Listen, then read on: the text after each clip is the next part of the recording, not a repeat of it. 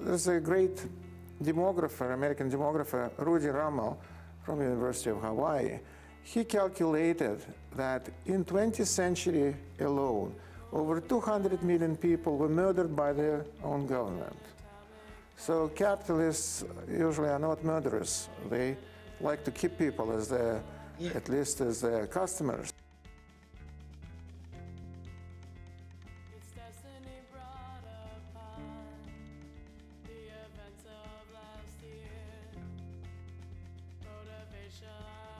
A very liberal, very progressive economist, John Kenneth Galbraith. In 1959, he wrote a book, Affluent Society, in which he made a point that big business loves big government, and big government loves big business. And so this would be kind of an unholy alliance. If you will look at who is in charge of these regulations, you would see that this is a business cronies of government politicians. So there's something which we call crony capitalism. Crony capitalism is not capitalism. We argue today in politics over who's in control of the politics, rather than politics to determine how things should be operated. So you get in, see these national arguments over not necessarily what's good for the economy, but what's perceived to be good by certain segments of the economy. So the fight is over who controls it, rather than controlling it.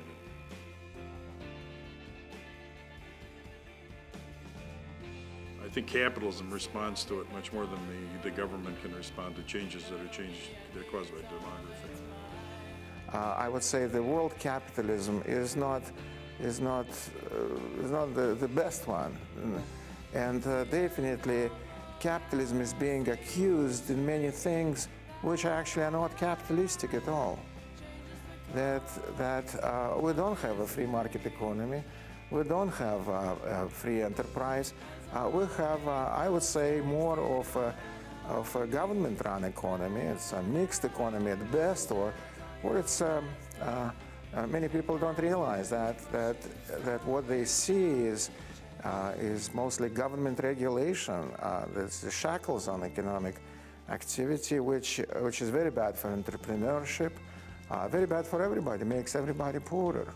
There's a fight right now between Spain and Argentina that's just was announced today. There's an effort to nationalize their power industry, which causes a capitalistic problem. Referred to capital, he thought that capital is non-existent, that it's a form of past labor. So labor which is materialized in equipment and other means of production. Right. And so because of that, if there is no capital, then capitalists are not needed. Then their social parasites should be exterminated.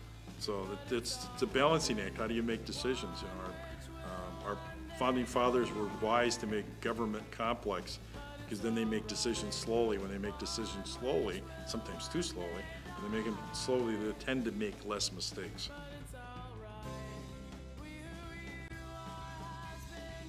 Quality of life indicators, quality of life matrices. Yeah. The first one was actually designed by EPA, Environmental Protection Agency, in 1973. Yeah. So that's really quite interesting to see that some people do not believe in, say, statistics as it is, and trying to get with something more meaningful. But that information comes out every 10 years, and so it's relevant for only just a few years. And as you course through a decade, they become less and less relevant, where they're not very good predictors at all.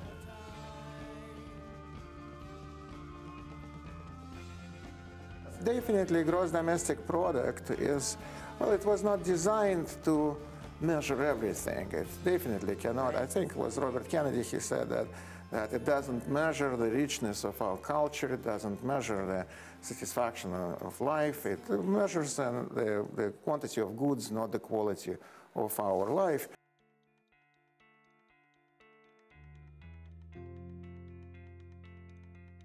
But if you have a totalitarian regime, if you don't know about your personal safety, then usually people under that circumstances develop kind of immediate gratification type of mentality. Just nobody in the CIA or Department of Defense could think that Soviet Union would not last another 1,000 years. Right. They learned, I think, about collapse of Soviet Union in Washington Post. Yeah. So that's nobody could think, and it collapsed because people didn't have a stake in that society, in that country. Formal title, so property rights are not there. That's why Hernando de Soto, he suggests to give titles. That's to provide people with the rule of law. That's to protect them, and property rights is, some people think it's not essential, but property rights is the mother of all rights. You cannot have any other human rights, civil rights, without property rights.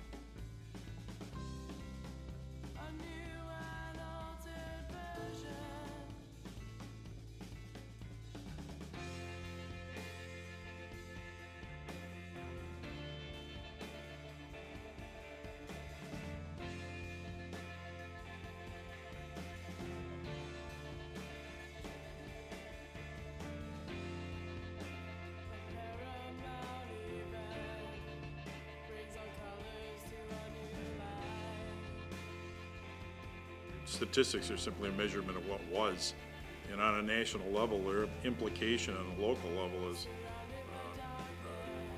tangent at best.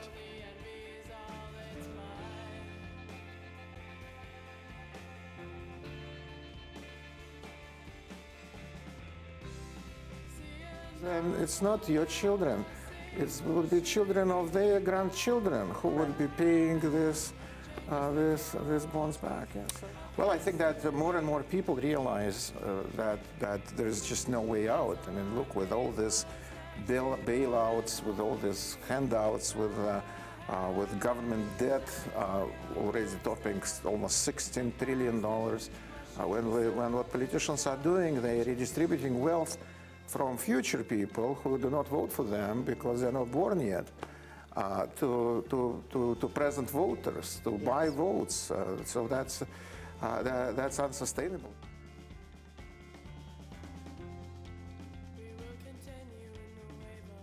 However, it's impossible, almost very difficult to measure quality of life, because what is the quality of life? Is it the number of police officers, or is it the feeling of security that you have? There's a balance, and I think, of a thriving community with capitalism.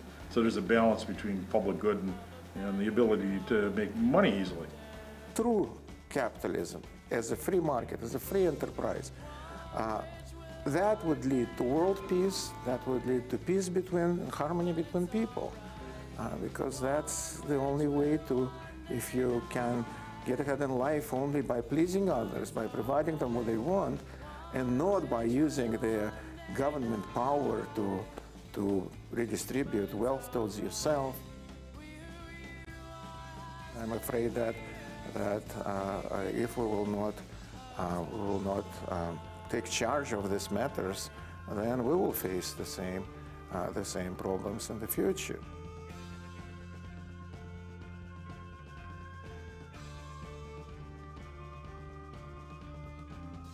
For me, capital, what would help me personally as capital would be imagination, would be access to, say, libraries are capital for me, museums are capital for me, art shows are capital for me.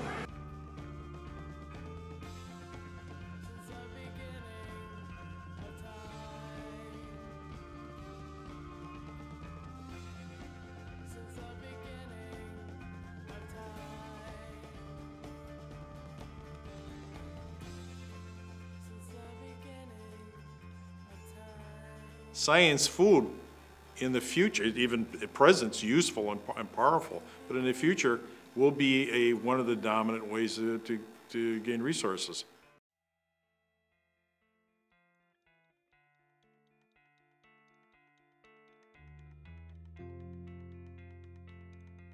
A totally free market historically has resulted in economic booms and economic busts that have long-reaching effects.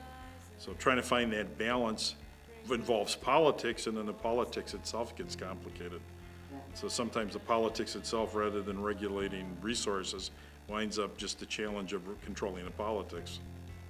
On the 10th of January of 2011, that was the first day of Arab Spring, I was in the city Tunis, the capital of Tunisia, and that's where it happened. That was the first day of Arab Spring. That's when this unfortunate young man burned himself as to protest this bureaucratic harassment and government suppression of the market.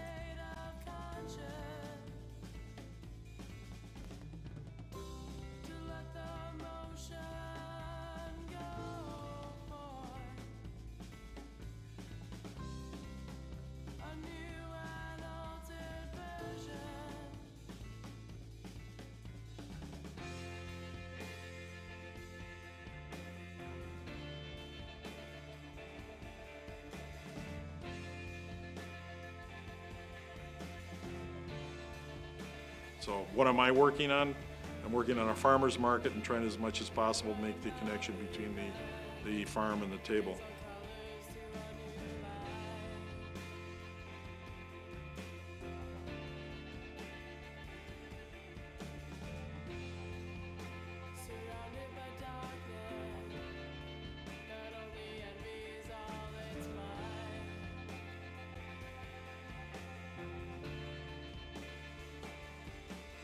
That's right, yes. Or if you take even Iraq under Saddam Hussein, who murdered 11% of his people.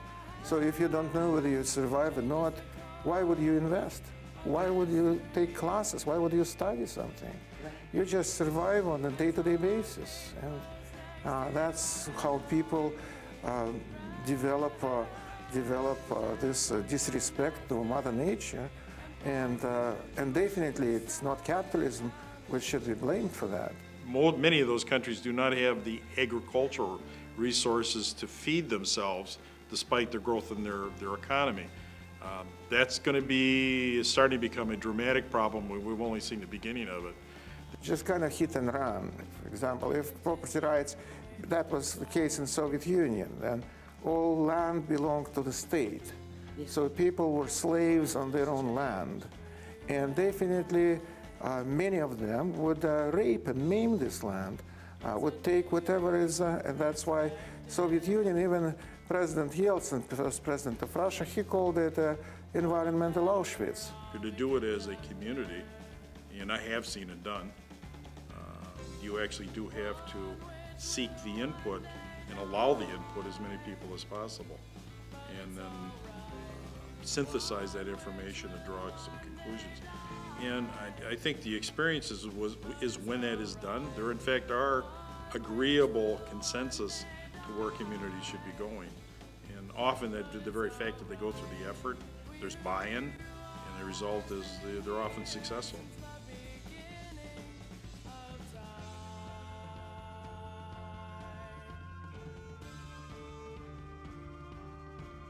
That's science food. It's produced locally. It's not picked until you cut the root off. Is that better than shipping lettuce from 500 miles away? I would think so. The most important what property rights is doing, would do to environment, they provide people with a stake in the future. Because if people know that nobody will take anything from them, that fruits of their labor would stay there, then they definitely would be very responsible. Because you have so many microeconomies going on, whether within a locale, within the state, and within a region. So you can see a national trend on a local economy being go in the absolute opposite direction. But wasn't it Brazil that was able to use of corn, indigenous food product, as a power source and to move off of petroleum? Yeah.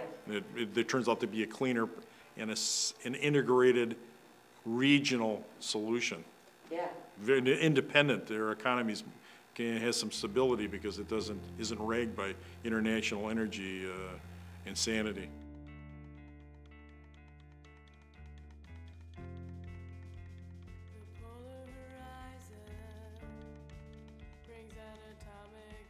A whole new neighborhood was created, and we saw an economic shift away from the dependence on the durable goods industry, and instead of more of a regional integration of the local economy. And those goals were then transferred into objectives with action plans. And the result, there was a dramatic change in local economy and the amenities in the community.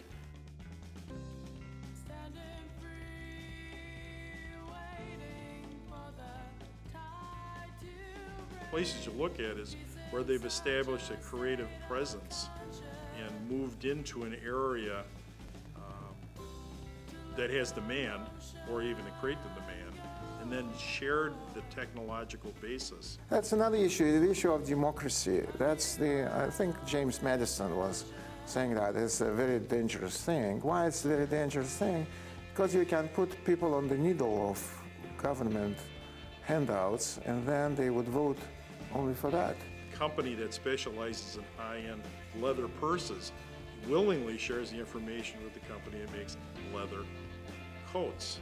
They're not exactly in competition with each other, but because they have a common knowledge base, it works. Innate into Japanese capitalism, to share knowledge.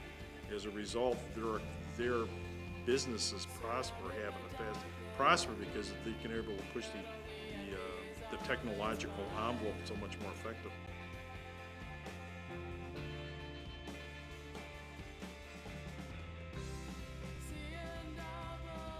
For Kenosha, that meant a diversification of the economy because there was a recognition of the diminution of the auto industry. There was also a recognition that the lakefront was underutilized and it needed a major investment to make it a more pleasant place, a place that was desirable by the community.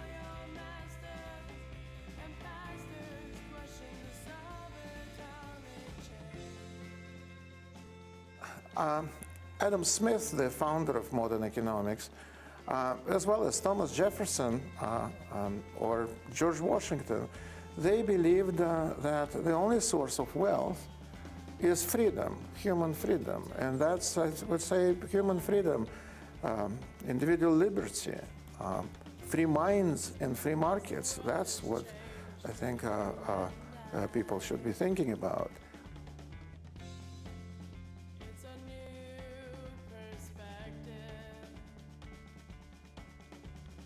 Business on a local level, which has a direct bearing on individuals and businesses in a locale, over something which is transitory. And I think that's a lot different than the decision, let's say, to over-tap our resource, such as digging too many wells, pulling too much water out of the substratus, out of the groundwater system. It's a really tough, and you can tell that the government agencies involved really had difficulty wrestling with it because it's an economic issue over an economic issue.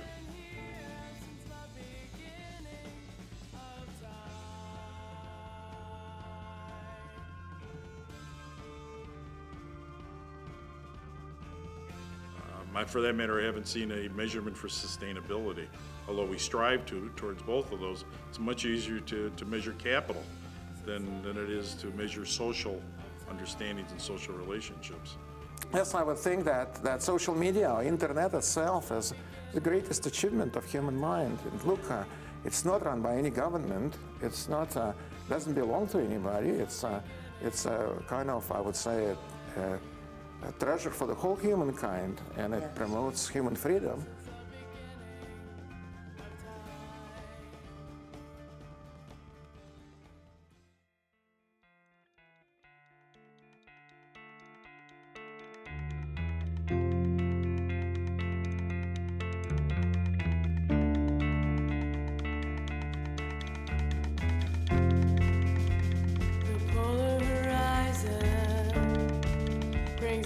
Atomic force of magnetic love.